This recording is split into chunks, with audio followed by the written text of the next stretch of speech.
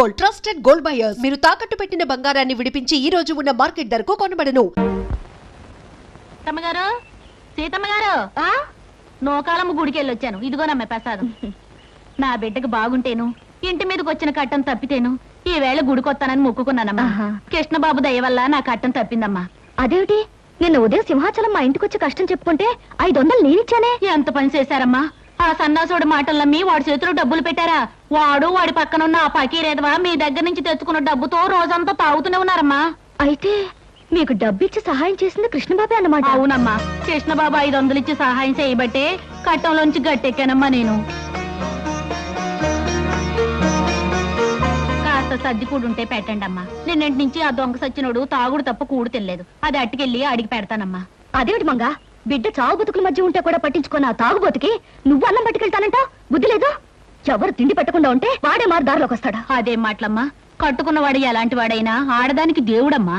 వాడు అబద్ధాలు చెప్పాడని, తప్పు చేశాడని వాడి మీద కోపం తెచ్చుకుంటే నేను ఆడదాన్నెట్టగవుతానమ్మా. ఉండు, అన్నం తెస్తాను.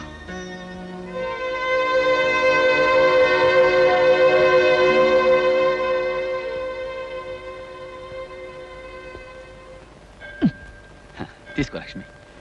ప్రతి శుక్రవారం సినిమా రిలీజ్ లాగా నువ్వు గుడి వంగతో రావటం, మన ఇద్దరం కలుసుకోవడం, నేను కొబ్బరికాయ ముక్క ఇలా తింటాం నాకు చాలా నచ్చిన ప్రోగ్రామ్ అనుకో. ఎంతకాలం ఇలా గుళ్ళోను బళ్ళోను కలుసుకోవడం?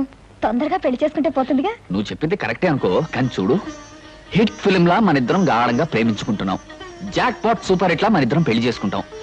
కాకపోతే ఫ్లాప్ సినిమాలా నాకు ఉద్యోగం సద్యోగం లేకుండా పెళ్లి అని నోరెత్తాననుకో, మా అమ్మ, మా నాన్న, మా అన్నయ్య, మా వదిన నలుగురు నా మీద పడి యుద్ధం చేస్తారమని కాస్త భయంగా ఉంది. నేను ఉద్యోగం చేస్తున్నానుగా బాబ్జీ, నేను సంపాదిస్తాను. మన ఖర్చులకి నా జీతం సరిపోతుందిగా. నువ్వు చెప్పిన పద్ధతిలో యావరేజ్ సినిమాలా బాగానే ఉంది. సరే, మంచి రోజు చూసి మా అమ్మ నాన్నలకి ఈ విషయం రిలీజ్ చేస్తాను.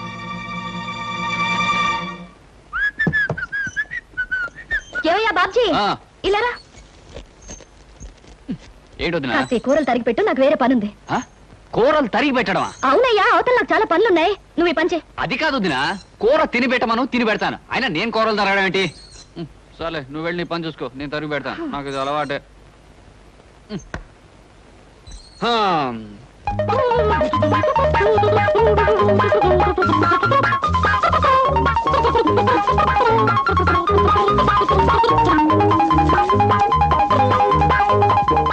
అమ్మయ్యా. వదినా, వదినా, ఈ పని అయిపోయింది. ఇదిగోనయ్యా బాబ్జీ, ఆరిన బట్టలు తీసుకొచ్చాను, చక్కగా మడత పెట్టు. ఇదేమిటి వాడు ఇన్ని పనులు పురమాయిస్తోంది?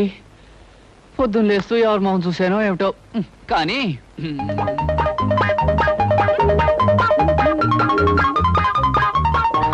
వదినా, ఇదిగో మడత పెట్టేశాను. అమ్మయ్యా. ఉండోయ్యా, 2 బిందెలు నీళ్లు తెచ్చిపెట్టు. అలాగే.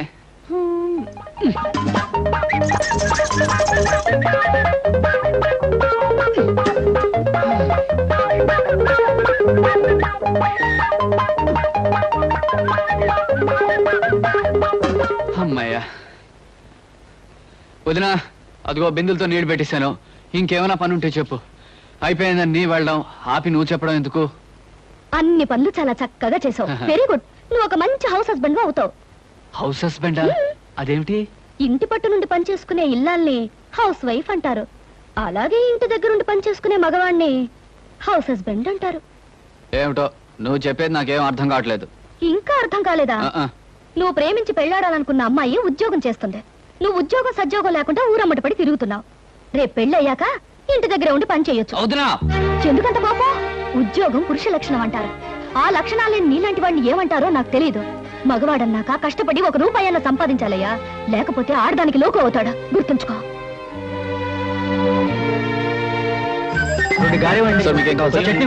ఒక్క నిమిషం.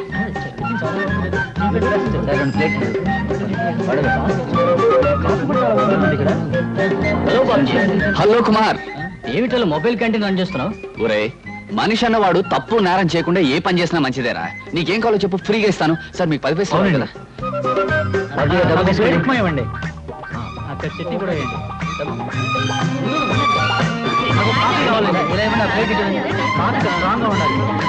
వదినా, వదినా, వదినా, ఏమిటయ్యా బాబ్జీ, ఏదో లోకానికి గెలిచిన వీరుల్లో అంత హుషారుగా ఉన్నా? ముందు ఈ స్వీట్స్ తీసుకో వదినా. తీసుకో. తన కాళ్ళ మీద తాను నిలబడి తన కష్టంతో సంపాదించింది రూపాయన మనిషికి ప్రపంచాన్ని గెలిచినంత ఆనందంగా ఉంటుంది వదినా. ఇదిగో మొట్టమొదటిసారిగా నేను సంపాదించిన డబ్బు. నాకెందుకయ్యా, తొలి సంపాదన తల్లికి కానీ తండ్రికి కానీ ఇవ్వాలి. వెళ్ళి వదినా, మా అమ్మా నాన్న నాకు జన్మనిచ్చుండొచ్చు, కానీ మాటలతో నన్ను మార్చి నాకు బ్రతుకునిచ్చావు. పుట్టడం గొప్ప కాదు, పుట్టినందుకు మనిషి ప్రయోజకుడు కావడం గొప్పనే నా కళ్ళు తెరిపించావు. అందుకే మా అమ్మా నాన్నల కంటే నువ్వే నాకు ఎక్కువ. ప్రతిరోజు దండం పెట్టుకుని పూజించవలసిన దైవం నువ్వే గనక నా మొదటి సంపాదన నీకిస్తున్నా. తీసుకోవద్దునా.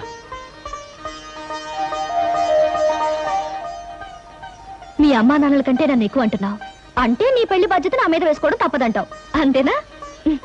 ప్రయోజకుడు అయ్యావు, ఇక పెళ్లి చేసుకోవడంలో తప్పులేదు. మీ అన్నయ్య మీ అమ్మా నాన్నలతో త్వరలో మాట్లాడి నువ్వు కోరుకున్న అమ్మాయినిచ్చే పెళ్లి జరిపిస్తా, సరేనా? థ్యాంక్ యూ వదినా.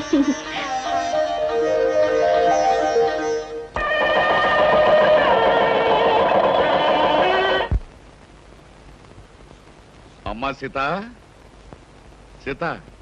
ఏమిటి నాన్న ఎలా వచ్చావు? నన్ను చూడాలనా నా పరిస్థితి చూడాలనా? అబ్బే, ఆ రెండు కాదమ్మా, ఈ 2000 నీకు ఇవ్వాలని. ఇది దానం ధర్మం బహుమతి కాదమ్మా, బోనస్. మీ ఆయనకి ఇచ్చే బోనస్ అమ్మా. మా ఆయనకి బోనసా? ఆహా, మీ ఆయనకి మాత్రమే ఇచ్చే బోనస్ కాదమ్మా, ఆఫీసులో ఉన్న స్టాఫ్ 25 మందికి ఇలా 2000 చొప్పున ఇచ్చాను. ఎందుకు ఇస్తున్నానో తెలుసా? బాగా లాభాలు వచ్చాయమ్మా, అందుకే అందరికీ ఇచ్చాను. మీ ఆయనకి కూడా ఇస్తున్నాను, తీసుకోక తప్పదు.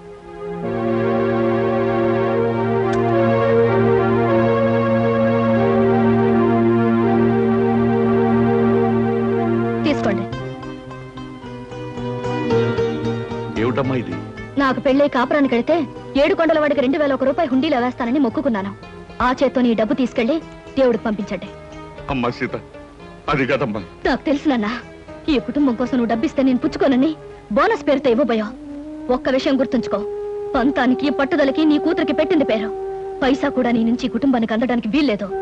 అర్థమైందనుకుంటాను. అర్థమైందమ్మా. బుద్ధొచ్చేట్టు నువ్వు చెప్పాక అర్థం కాకుండా ఎలా ఉంటుందమ్మా? బాగా అర్థమైంది.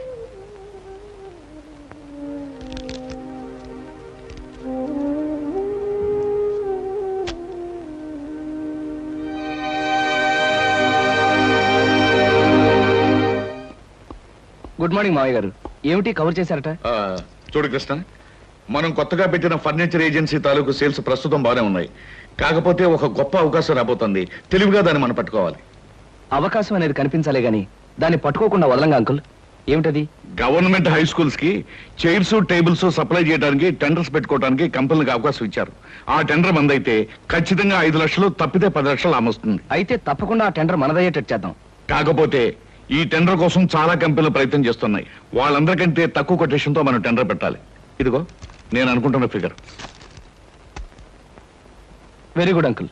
ఈ 10 లక్షల రూపాయల టెండర్ మందే అవుతుంది. ఈ కొటేషన్ నీకు నాకు తప్ప మరెవ్వరికీ తెలియటానికి వెళ్ళలేదు. ఎవరికైనా తెలిస్తే తక్కువ పెట్టి ఈ టెండర్ కొట్టేయడానికి ప్రయత్నిస్తారు.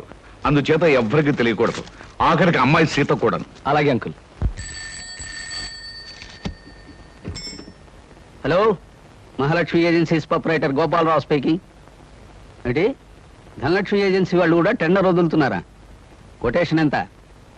బా, నువ్వు చెప్పినట్టు రహస్యం బయటకు పక్కనివ్వలేవయ్యా.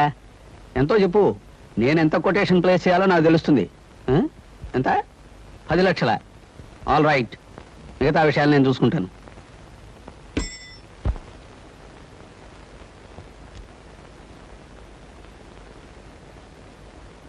స్కూలు ఫర్నిచర్ నిమిత్తం సర్కారు వారు ఏర్పాటు చేసిన కాంట్రాక్టుకు 9,99,995 రూపాయలకు టెండర్ పెట్టిన గోపాలరావు గారికి ఇవ్వడమైంది. Don't talk mister Krishna. మన వ్యాపారానికి ఒక బంగారపు అవకాశమైన ఆ ఫర్నిచర్ టెండర్ ఆ గోపాలరావు ఏజెన్సీ చేజిక్కించుకుందంటే it's an insult and defeat for us. నిజమే అంకుల్. మనం పెట్టిన కొటేషన్ కన్నా ఖచ్చితంగా 5 రూపాయలు తక్కువ కొటేషన్ ఇచ్చి ఆ గోపాలరావు ఈ టెండర్ ఎలా పట్టాడు నాకు అర్థం కావట్లేదు. అర్థం కావడానికి ఏముంది? మనం ఎంత అమౌంట్ కోట్ చేసి టెండర్ పెట్టామో అది గోపాలరావు తెలుసుకుని అందుకు 5 రూపాయల అమౌంట్ తక్కువ కోట్ చేసి టెండర్ కొట్టేశాడు. కానీ మనం ఎంతకు పెట్టామో అతనికి ఎలా తెలుసుంటుంది? చిన్న ఇంటి వాసాలు లెక్క పెట్టేవాళ్ళు, నమ్మిన మనుషులు వెన్నుపోటు పొడిచేవాళ్ళు ఆఫీస్లో ఉన్నప్పుడు తెలుసుకోవడానికి గోపాలరావుకి ఇది పెద్ద కష్టమైన పని ఏం కాదు. అంకుల్, ఏమిటి అలా మాట్లాడుతున్నారు? ఏమిటి మీ ఉద్దేశం? ఇంకా సూటిగా చెప్పంటావా? మన కొటేషన్ విషయం నువ్వే అతనికి తెలియజేసి ఉంటావు. అంకుల్ ఎస్, ఎంత డబ్బు టెండర్ పెట్టామో నీకు నాకు తప్ప మరొకరు ఎవరికి తెలియదు. ప్రొపరేటర్ నేను కనుక అవతల పార్టీకి ఎలాగో చెప్పను. ఇకపోతే మిగిలింది నువ్వు. నీ వల్ల అతనికి తెలిసి ఉండాలి. అంకుల్, ఈ కంపెనీ నాదే. ఇది బాగుండాలని వీధి వీధి తిరిగి ఈ కంపెనీ ఇంత అవడానికి కారకుండైన వాడిని నేను ఈ కంపెనీకి అన్యాయం చేశానంటారా? నమ్మకాన్ని విశ్వాసాన్ని కూడా డబ్బు కమ్ముకునే రోజులవి. ఆ గోపాలరావు నీకు లక్షలు ఇస్తానో లేకపోతే తన కంపెనీలో వాటా ఇస్తానో ఆశ పెట్టుంటాడు. దాంతో నువ్వు నన్నే మోసం చేయడానికి సిద్ధపడ్డా. తప్పు చెయ్యకుండా నిప్పులాగా బ్రతకాలనుకుంటున్నా నన్ను నీతి లేనివాడు మోసగాడు అంటున్న మనిషి మీరు కాక మరొకరు అయినట్టయితే నేనేం చేసేవాడో నాకే తెలియదు. గుప్పెడు మెతుకులు తిన్నా కష్టార్జితంతో సంపాదించానే గాని మరొకరిని మోసం చేసి సంపాదించలేదు. అలాంటి నన్ను అనుమానించి అవమానిస్తున్న మీ దగ్గర ఇంకా నేను పనిచేస్తే నాకు సిగ్గు, లజ్జ, నీతి, నిజాయితీ లేనట్టే లెక్క. అందుకే ఈ క్షణంలోనే రిజైన్ చేస్తున్నాను.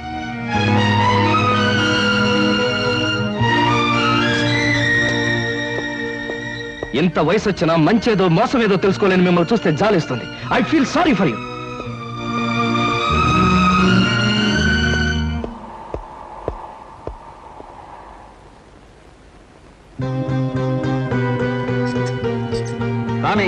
లోపలికి రావయ్యా. వద్దన్న మనుషుల దగ్గర నుంచి వచ్చేస్తున్నా నువ్వు కావాలనుకున్న మనుషుల దగ్గరికి రావాలయ్యా. అలా లైట్ పోల్లా నిలబడితే బాగుండదు. కార్యక్కు మాట్లాడుకుందాం. Come on, don't waste your valuable time.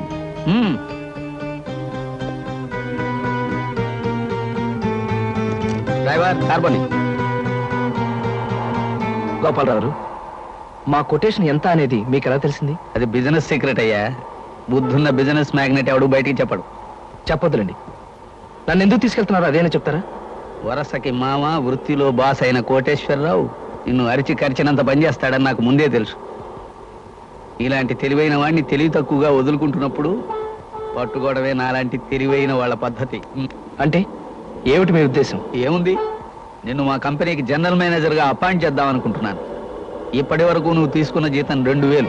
నేను నీకు 5000 ఇవ్వాలనుకుంటున్నాను. ముందు ముందు పెంచే ఉద్దేశం కూడా ఉంది.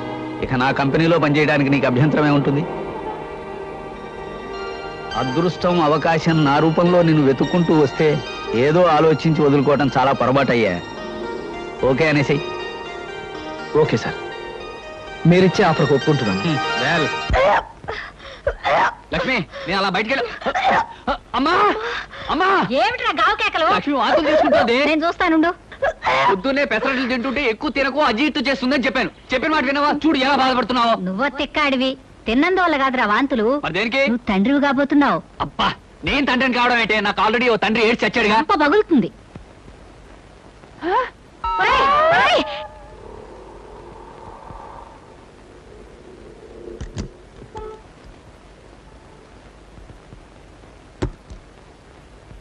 శంకరం, నాన్న, మీకు ఎన్నిసార్లు చెప్పాను నా కోసం ఇవన్నీ తేవద్దని? నీకోసం ఎవరు తెచ్చారమ్మా?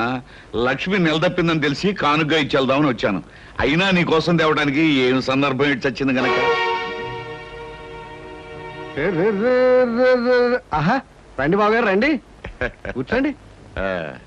సీత, నాన్నగారు వచ్చారు, కాఫీ తీసుకురామ్మా. ఏడు బావగారు, శుభవార్త మీ దాకా వచ్చేసిందన్నమాట. అవునయ్యా శంకరం, నీకు శుభాకాంక్షలు చెబుదామని వచ్చాను. ఉత్త శుభాకాంక్ష అయితే లాభం లేదు బావగారు. నాకు పుట్టబోయే మనవడు నాకంటే గొప్ప సంగీత విద్వాంసుడు కావాలని కళ్యాణ నగర్లో తమరు ఘనంగా నన్ను ఆశీర్వదించాలి. అలాగేనయ్యా శంకరం, తీసుకోండి. ఏమైనా నువ్వు అదృష్టవంతుడు అయ్యా. కన్న కొడుకి 1 ఏడాది క్రితం పెళ్లి చేసావు, తాతో కాబోతున్నావు.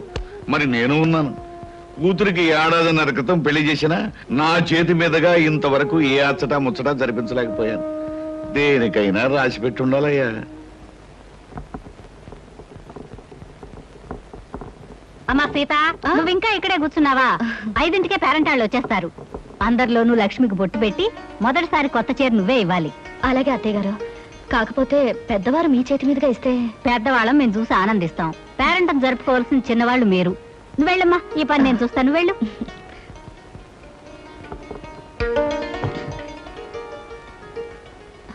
అందరి ముందు కూర్చోవలసిన లక్ష్మి ఇది కట్టుకుంటే బాగుంటుంది. ఏమిటి లక్ష్మి నువ్వు చెప్పేది? అవునండి, సాయంకాలం పేరంటంలో మంచి బిడ్డను కనాలని నన్ను దీవించి మొదటిసారిగా నా చేతిలో చీర పెట్టమని మీ వదినికి పురమాయించింది మీ అమ్మ. అయితే దానికి ఎందుకు ఊరికే తెగులు తెగిన కోళ్ళ వరి అయిపోతావు? అయినా మహాలక్ష్మి లాంటి మా ఉదయం చేత్తో తీసుకోవడం మంచిదేగా. దాంట్లో తప్పేంటో నాకు అర్థం అవట్లేదు. మీదంతా ఒట్టి మట్టిబుర్రండి. మనకన్నా ముందు పెళ్ళైనా ఇంతవరకు పిల్లా పాపాలని గొడ్రాలావిడ. అలాంటి గొడ్రాల చేత పిల్లా పాప కోసం దీవెనలు అందుకోవడం అశుభం అండి. ఓహో అలాగా. సర్లే, అమ్మతో చెప్పి వదినికి వేరే పనులు పురమాయించమంటాను. నువ్వేం కంగారు పడుకో. మళ్ళీ రేపు వచ్చి పాఠం చెప్తానమ్మా. మంచిదండి. ఎంత నేర్చినా ఎంత చూచినా. శంకరయ్య గారు, శీఘ్రమేవో సంగీత ప్రాప్తిరస్తు. నాలాంటి మహావిద్వాంసులకు పాదాభందనం చేయడం మామూలు అనుకో. ఏమిటి సంగీతం నేర్చుకోవాలి సరదా పుట్టిందా? నాకు సంగీతం నేర్పడం కాదయ్యా బాబు, నా కాపురాన్ని కాపాడవయ్యా. ఏమిటయ్యా? నాకు పిల్లలు ఉండరన్నావు, దానికి పిల్లలు పుడతారన్నావు, సంగీతం పేరుతో దానికి దగ్గర అయ్యావు. ఇలా దాన్ని వల్లోకి లాక్కుని నాకు అన్యాయం చేయడం నీకు ధర్మేనా చెప్పు? చీ చీ చీ చీ, ఎంత మాట అన్నావయ్యా మన్మథరావు. నాకు అలాంటి దురుద్దేశాలు ఏవీ లేవయ్యా. నాకు కొడుకులున్నారు, కోడళ్ళున్నారు, మహాలక్ష్మి లాంటి భార్య ఉంది. నాకు సంగీతం అంతగా రాకపోయినా కాస్తో కూస్తో సంస్కారం ఉందయ్యా. మరి నువ్వు చేస్తుంది ఏమిటయ్యా? చూడు మన్మథరావు, పేకాట అనే దురలవాటికి అలవాటు పడిపోయాను. ఎప్పటికప్పుడు డబ్బులు కావాలి. జాతకం అనే నెపంతో డబ్బులు సంపాదిస్తూ ఉంటాను. మీ ఆవిడ ముందు నోటికొచ్చిందల్లా కూసి అడపదడప చిల్లర పుచ్చుకుంటూ ఉంటాను. అంతేకాని కల్లో కూడా నాకు ఆవిడ మీద దురుద్దేశం ఏమీ లేదయ్యా. నువ్వు చెప్పేది నిజమా? నీ మీద ఒట్టు. అమ్మయ్యా, ఇప్పుడు నాకు మనశ్శాంతిగా ఉందయ్యా. చూడు శంకరయ్య, నీకు ఎప్పుడైనా డబ్బు కావాలంటే నన్ను అడుగు, నేను ఇస్తాను. అంతేనా? నువ్వే డబ్బులు ఇస్తూ ఉంటే సంగీత పాఠాలు ఎందుకు చెప్తానయ్యా? అయినా నా ఫ్రెండ్ కూడా నాకు సంగీతం వచ్చు. ఎందరో మహా క్లబ్కు టైం అయింది. అలాగే. నమస్కారం.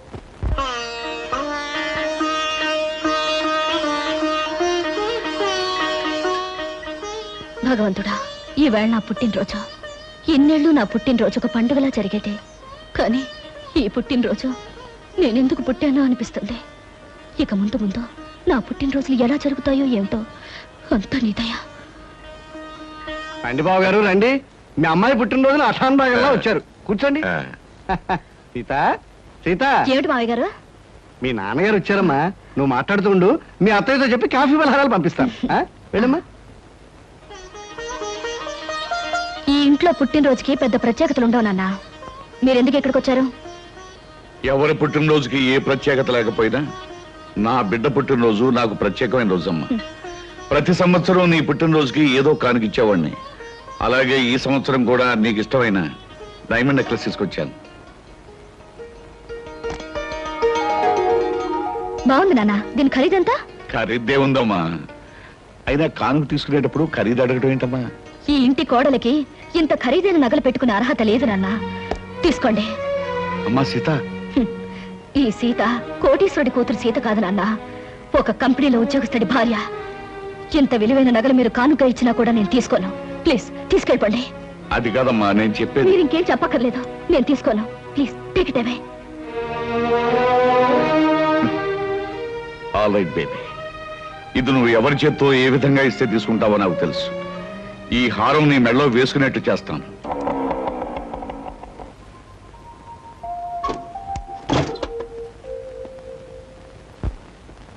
సీత, ఈరోజు నీ పుట్టినరోజుని నా బోనస్ డబ్బు, కమిషన్ డబ్బు, దాచుకున్న డబ్బు అన్నీ కలిపి నీకు అద్భుతమైన బహుమతి తీసుకొచ్చాను. ఏమిటది?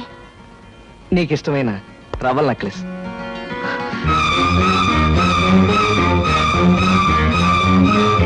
ఇది మీరు కొని తీసుకొచ్చారా?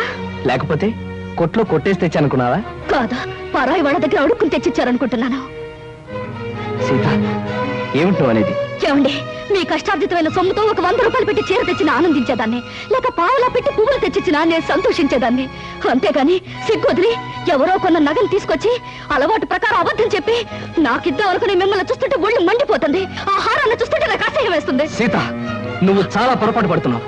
భగవంతుడు సాక్షిగా ఈ హారాన్ని నేను కొని... ఆపండి. మీ అబద్ధాలకు ఆ దేవుణ్ణి సాక్షిగా పెట్టడానికి సిగ్గేయడం లేదు. ప్రేమ అబద్ధం, పెళ్ళి అబద్ధం, కానుక అబద్ధం, ప్రతి దానికి అబద్ధం. మీరు మారాలనుకుని నేను మారటం నా బుద్ధి తక్కువ. చిచి, బుద్ధి తక్కువ తనం నీది కాదు, నాది.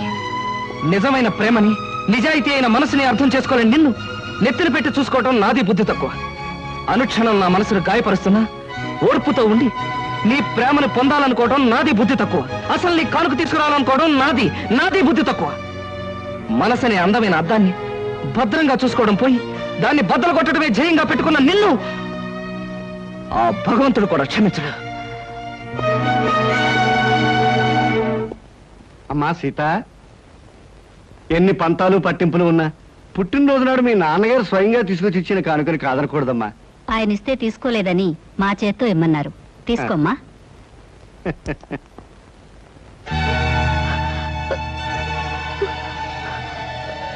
అంటే ఆయన నిజంగా నా కోసం తెస్తే అపార్థం చేసుకున్నాను.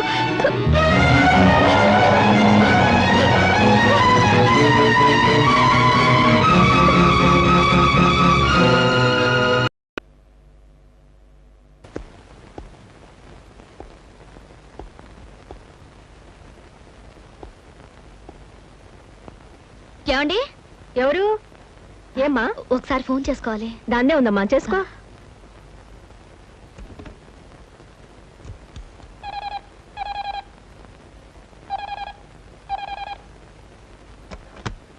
Hello, Ramakrishna speaking. నేనండి, సీతని. ఏమిటి అనుకోకుండా ఎక్కడికి ఫోన్ చేసావు? చేసిన పొరపాటు క్షమించమని అడుగుదామని. సీత, ఏమండి, ఎంతో ప్రేమతో మీరు తీసుకొచ్చిన నెక్లెస్ ని మా నాన్నగారు మీ చేత్తో ఇప్పించారని అపార్థం చేసుకుని వద్దన్నాను. తర్వాత నిజం తెలుసుకున్నాను. మీలాంటి మంచి మనిషిని ఎంతకాలం బాధ పెట్టినందుకు నన్ను క్షమించండి. అవే మాటలు సీత.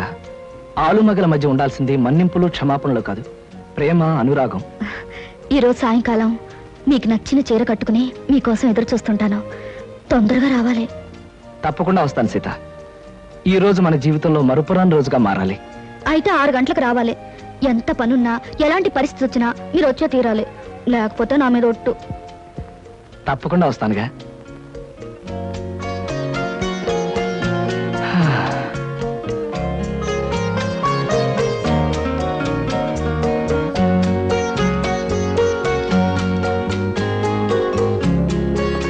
సీత,